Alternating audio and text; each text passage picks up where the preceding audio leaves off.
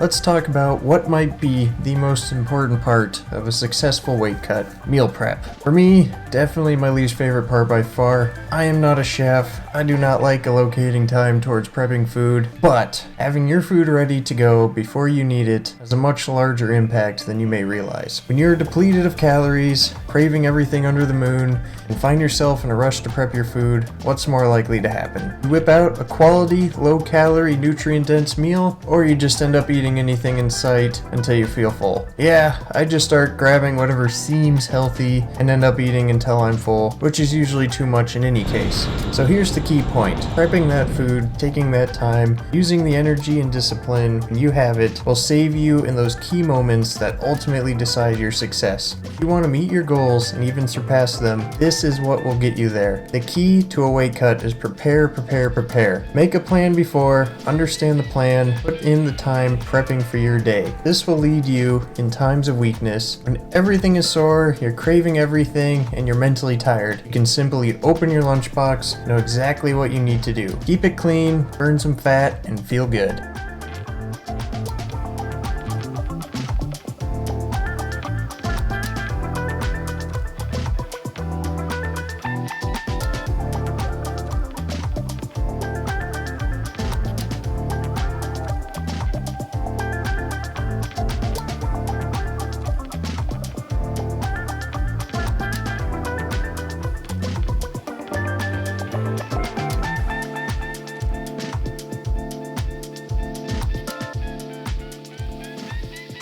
Alright, Monday, running a little late.